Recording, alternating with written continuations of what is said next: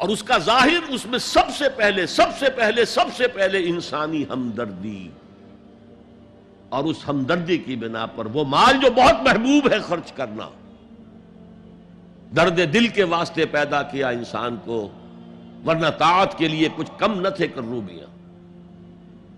اگر یہ نہیں ہے تو کچھ نہیں۔ حضور نے فرمایا من یحرم الرفق فقد حرم الخیر کلہ، جو شخص دل کی نرمی سے محروم ہو گیا وہ کل کے کل خیر سے محروم ہو گیا۔ کسی کو دکھ میں دیکھو اور اس پوزیشن میں ہو کہ تم اس کا کوئی مداوع کر سکو اور نہ کرو، پھر تم چاہے مفسر ہو، محدث ہو، نیک نہیں ہو۔ تم عابد ہو سکتے ہو، زاہد ہو سکتے ہو، تم مفسر ہو سکتے ہو، محدث، نیک نہیں ہو سکتے۔ من یحرم الرفق، رفق کہتے ہیں نرمی، رفیق ہمارا ساتھی، دم ساز۔ ظاہر بات ہے آپ کو دکھ ہوگا، آپ کے رفیق جو ہے اس کے اپنے دل میں محسوس کرے گا آپ کے درد کو۔ ہم درد کسے کہتے ہیں؟ ہم درد، جن کا درد مشترک ہے۔ ہم عصر ایک زمانے کے لوگ، ہم جماعت ایک جماعت میں پڑھنے والے، ہم درد، خنجر چلے کسی پہ تڑپتے ہیں ہم امیر، سارے جہاں کا درد ہماری جگر میں ہے۔ اگر یہ رفق نہیں ہے، اگر یہ ہمدردی نہیں ہے، اگر کسی کو دکھ میں دیکھ کر آپ تڑپ نہیں اٹھتے، اگر اس کی مدد کرنے پر قادر ہو اور نہیں کرتے تو کل خیر سے محروم ہے۔ پڑھے جاؤ نمازیں اور تہجدیں، کچھ حاصل نہیں ہوگا۔ اس پر جو آخری آیت قرآن کی ہے، لن تنالوا البر حتى تنفقوا مما تحبون، اس سے زیادہ کیٹیگوریکل سٹیٹمنٹ اور کیا چاہیے؟ لن کے ساتھ جو نفی ہوتی ہے فعل مضارع میں، انتہائی مؤکد، ہرگز نہیں پہنچ سکتے نیکی کے مقام کو جب تک کہ خرچ نہ کرو ان میں سے جو چیزیں تمہیں پسند ہیں۔ قمیض پھٹ گئی ہے، بوسیدہ دے دو کسی کو، یہ نہیں ہے خیرات و صدقات، بلکہ جو تمہیں محبوب ہو۔ لن تنالوا البر، بر کے مقام تک نہیں پہنچ سکتے۔ پھر میں کہہ رہا ہوں، عابد ہو سکتے ہو، زاہد ہو سکتے ہو، علم کا معاملہ ہے، محدث ہو سکتے ہو، مفسر ہو سکتے ہو، فقیہ ہو سکتے ہو، مفتی ہو سکتے ہو، سب کچھ ہو سکتے ہو، قرآن مجید کی روح سے نیک نہیں کہلا سکتے۔ وَآتَ الْمَالَ عَلَى حُبِّهِ، اب اس میں جو ترتیب میں نے کہا تھا، الْأَقْرَبُ فَالْأَقْرَبُ، الْأَقْرَبُ فَالْأَقْرَبُ، سب سے پہلے ذوی القربیٰ، اور اس میں اکثر و بیشتر ہم سے کوتاہی ہوتی ہے۔ دور دراز کے لوگوں کے ساتھ نیکی ہو رہی ہے، سگے بھائی کی بیوہ اور یتیم بچے جو ہیں وہ محروم ہیں، انہوں نے اس وقت یہ کر دیا تھا، یہ کر دیا تھا۔ ظاہر بات ہے کہ رشتہ داروں سے تو شکایتیں ہوتی ہیں، یہ تو ہمیشہ ہمارے مخالف رہے ہیں، جی ان کی ہم کیسے مدد کریں؟ اگر تو اللہ کے لیے دینا ہے تو پہلا حق ان کا ہے۔ من احب للہ وابغض للہ واعطى للہ ومنع للہ، اللہ کے لیے دیا ہے اگر تو اپنے اس نفس کے جو انتقام کا جذبہ ہے اس کو کچلو، اور جس کا سب سے پہلا حق ہے اس کو پہنچاؤ۔ حق بحقدار رسید، ذوی القربى والیتامى، جو بے سہارا رہ گئے، باپ کا سایہ نہ رہا، والمساکین، مساکین کسے کہتے ہیں؟ مسکنت کہتے ہیں کم ہمتی۔ آپ کو معلوم ہے آج کل ایک مرض کہلاتا ہے نیورستھینیا، آدمی دیکھنے میں ہٹا کٹا ہے، صحت مند ہے، لیکن اندر سے اس کی کوئی ہمت ایسے جواب دے گئی ہے کچھ کر ہی نہیں سکتا، وہ ہے مسکین۔ اسی لیے جو فرمایا گیا یہودیوں کے لیے، ضربت علیہم الذلۃ والمسکنہ، ذلت کے معنی بھی کمزوری، اور مسکنت کم ہمتی، ہمت ختم ہو گئی۔ تو جو اپنے پاؤں پر نہیں کھڑا رہ سکتا اس وجہ سے کہ اس میں وہ ہمت کم ہو گئی ہے، وہ بھی مستحق ہے۔ وابن السبیل، اور مسافر۔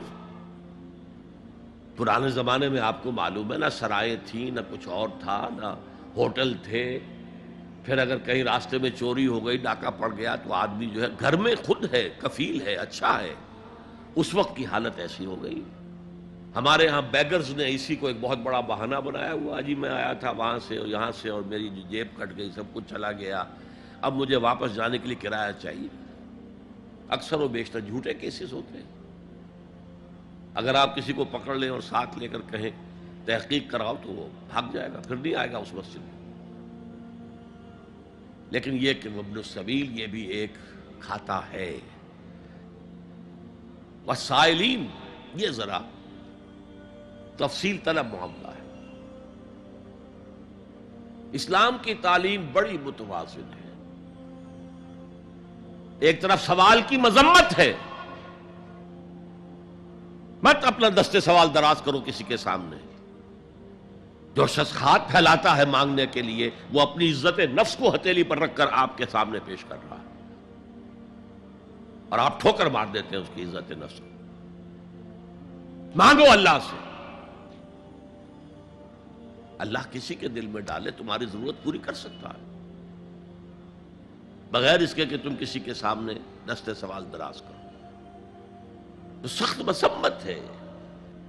اور خاص طور پر بیگری جو ایک انسٹیٹیوشن بن گیا ہے، ایک پیشہ بن گیا ہے، وہ تو اسلام کی تعلیمات کے منافی ہے. اور جس طرح کی ہم خیرات بانٹتے ہیں، 5 روپے کا نوٹ دے رہے ہیں مانگنے والوں کو، مسجدوں کے باہر سمجھ رہے ہیں ہم نے حاتم طائی کی خبر کو لات مار دی، حالانکہ حقیقت میں آپ انسٹیٹیوشن آف بیگری کو سپورٹ کر رہے ہیں. کسی ایک کو لے لو، آؤ چلو مجھے اپنا گھر دکھاؤ، مجھے بتاؤ تم واقعی اس قابل ہو یا نہیں ہو، اور پھر اس کی مدد کریں، لمسم کریں. پھر وہ 5 روپے نہیں ایسی دیں کہ وہ کچھ اپنے پاؤں پر کھڑا ہو سکے. میں نے 1 روپیہ نہیں کہا، آج دیکھیں 1 روپیہ تو اب کوئی شے نہیں رہی، لیکن یہ کہ 5 روپے کا نوٹ بھی آپ نے تقسیم کرنے شروع کر دیے، یہ کیا ہے؟ والسائلین وفی الرقاب. لیکن دوسری طرف سائل کو جھڑکنا نہیں ہے. اما السائل فلا تنہر، جھڑکو نہیں.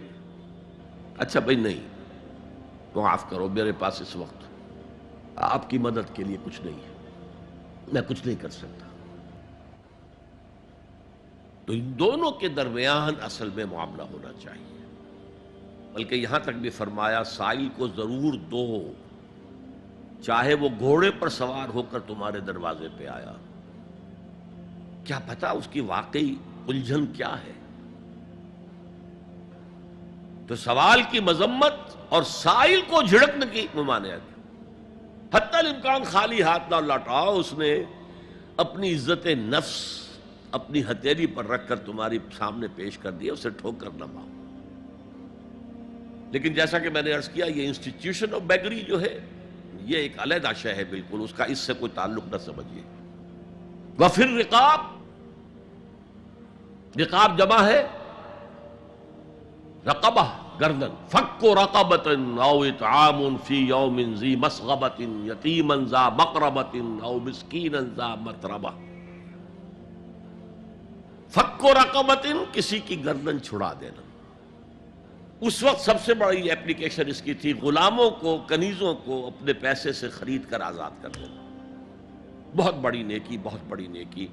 اور حضرت ابو بکر رضی اللہ تعالیٰ عنہ کے دفتر فضائل میں سب سے اونچا کام یہ ہے کہ جن غلاموں کو اور جن کنیزوں کو ستایا جا رہا تھا، their owners, their masters، ان کے آقا کو حق حاصل تھا، جو چاہے کریں ان کے ساتھ، قتل کر دے کوئی پوچھنے والا نہیں ہے. میں پہلے بھی عرض کر چکا ہوں، میری ملکیت ہے، جیسے میری بکری میری ملکیت ہے، میں نے اس کو ذبح کیا، گوشت کھا لیا، تم کون ہوتے ہو پوچھنے والے؟ میرا غلام تھا، میں نے قتل کر دیا، تم کون ہو پوچھنے والے؟ ان کو حضرت ابو بکر نے خرید کر آزاد کیا اور منہ مانگے دام دیے. حضرت بلال کے لیے امیہ ابن خلف نے اتنی بڑی رقم مانگی، حضرت ابو بکر نے کہا ٹھیک ہے لو. باپ نے کہا بھی، ابو قحافہ نے، ابو بکر کو کوئی غلام خریدنا ہی تھا تو کوئی طاقتور آدمی جو کام آ سکے کہیں، اس کو خریدنا چاہیے. مجھے کیا پتا ابو بکر کس لیے خرید رہا اور کس کے لیے خرید رہا. آج کے دور میں اس کی اپلیکیشن ہوگی. کوئی شخص جو ہے اگر قرض میں اس طرح جکڑا جائے کہ لاکھ ہاتھ پاؤں مارے نکل نہیں سکتا، اس کو کوئی لمپ سم مدد دے کر اس قابل کیا جائے کہ وہ پھر اپنے پاؤں پر کھڑا ہو جائے. یہ نہیں کہ اسے آپ ہر مہینے کچھ رقم دیتے رہے مینٹیننس کے لیے، نہیں، اس سے تو وہ اسی پوزیشن میں رہے گا. یہ بعض مائنورٹی کمیونٹیز کے اندر یہ معاملہ موجود ہے. کوئی بھائی اگر گر گیا ہے کاروبار میں تو اس کی پھر ایسی مدد کی جائے کہ وہ پھر آپ کی صف میں آ کر کھڑا ہو جائے. Respectable members of your community وہ اس شکل میں پہنچ جائے. یہ بھی فک و رقبۃ اس کی ذیل میں آج کل آئے گا.